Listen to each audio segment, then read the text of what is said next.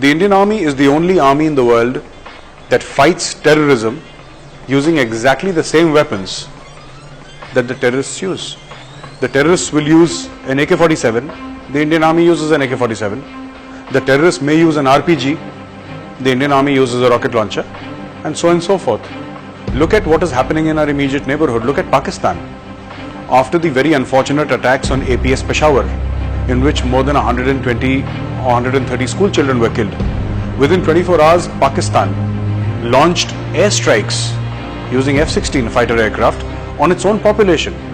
Now, these are not accurate weapons. These are not specific weapons. These are area weapons. So you see, no country in the world, including our immediate neighbor Pakistan, including China, we are being more than fair. I think the Indian Army is more than fair. People like Arundhati Roy, they will go to Dal Lake, they will go to Srinagar, they will meet separatists, and suddenly a Kashmir expert is born. And that Kashmir expert has the God-given right to spout nonsense, speak whatever they wish on social media, on mainstream media, and the media is very happy to cover it. I think the media should check the antecedents of the people who make such comments.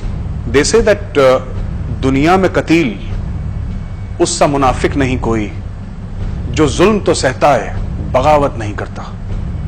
It is our moral duty to fight against wrong, and that is what we are doing. We are countering malicious narrative which has been going on for 68 long years. It's very easy, for some unknown nobody to come out of nowhere, cast aspersions on the fair name of the Indian Army, literally abuse the Chief of the Army Staff, calling him General Dyer, and suddenly what do you have? You have stardom for free. Suddenly you become the darling of the left-leaning intelligentsia of this country. You become the darling of certain sections of the mainstream media. And what have you paid for it? You paid nothing. It's free of cost. All you need to do is abuse the Indian Army. And that is what these people have been doing. They must be countered. They have to be countered. I think there is also amongst the Indian bureaucracy, there is this fear of the unknown. They don't understand the Indian Army. It is a highly disciplined force. The Indian Army will not make a loose comment. They will not comment on things which are going on, perhaps an operation, perhaps a problem with the civilian administration. The army never comments. And I think the silence has been taken for granted by too many people. When the NIA conducted this series of raids across Kashmir, also Sonipat, also Delhi, you can't just have counter-insurgency operations without targeting the source of the funds. How are these funds generated? Because everybody needs to be paid. Nobody is doing it for free. The terrorist who's storming an army camp is not doing it for free. The stone pelter who's throwing stones is not doing it for free. The Hurriyat certainly is not doing it for free. Nobody's doing it for free. It requires vast sums of money. The NIA raids have proved that people from all religions are involved. People will do anything for money. Here, the target is money. So, you have a lot of cattle, goats being brought from Rajasthan into Kashmir because mutton is a very large part of the Kashmiri diet, and also the carpet industry in Kashmir, the dry fruit industry in Kashmir. A lot of these people do invoicing fraud, and that is how money is made. So typically, for something that costs 50 lakh rupees, they will pay 2 crore rupees and then get back that 1.5 crore rupees, or maybe 1.25 crore rupees after giving that man his cut and after making sure that he's comfortable.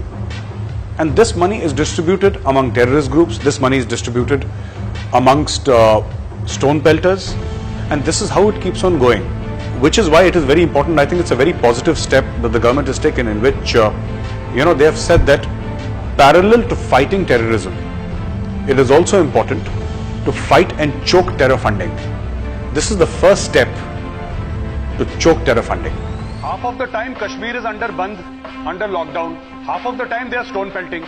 फिर भी कोई malnutrition का case नहीं है, फिर भी कोई farmer suicide नहीं है. सबके गाल ऐसे लाल लाल गुलाबी हो रखे हैं वहां पे. I want to understand, where is this money coming from? When I made this comment about the Gulabi girl, I got a lot of flack from Kashmir, A lot of people send messages on Facebook and on Twitter saying that you're jealous because Kashmiris are so fair and good looking.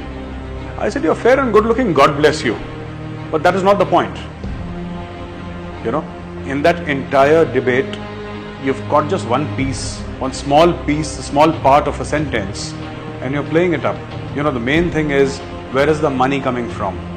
How do you survive in Maharashtra, in Telangana, in Andhra Pradesh, which are, by the way, well-to-do states? There are farmer suicides when there is failure of monsoon, when farmers cannot pay back the loans that they take from local loan sharks. Have you heard of such a case in Kashmir?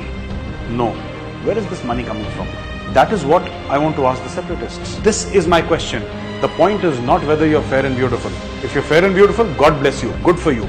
लेकिन ये हराम का पैसा कहां से आ रहा है? इसका जवाब किसी ने नहीं दिया। और यही हमें सवाल का जवाब ढूंढना है, और एनआईए जो है वो भी यही सवाल का जवाब ढूंढने गई थी श्रीनगर, दिल्ली, सोनीपत। ये हराम का पैसा आ कहां से रहा है? कौन दे रहा है पैसा? Who's keeping this entire so-called आजादी comedy afloat? Who's funding it? मैं कश्मीर के उस हर संगबाज से मुखातिब हूं जो पैसा लेके पत्थर फेंकता है। ये जो आपको पैसे मिलते हैं, आपको मालूम हो कि हराम की कमाई है। और हराम की कमाई क्यों है? अगर आप अपनी हरकत से किसी को चोट पहुंचाते हैं और उसके लिए आपको पैसे मिलते हैं, यह कमाई हराम की है। यह आपको पता होना चाहिए, और आपको यह भी पता होना चाहिए कि आपका दीन इसकी बिल्कुल भी इजाजत नहीं देता। Many people have commented that the Indian Army is getting increasingly more aggressive in Kashmir. But that is the nature of armies everywhere. General Bipin Rawat leads 1.3 million warriors. These people, the officers and men of the Indian Army, are trained to kill the enemies of the state. They are not social workers. The Indian Army is the last argument of the state. And the last argument of the state is always like a hammer, because beyond the Indian Army, there is nothing.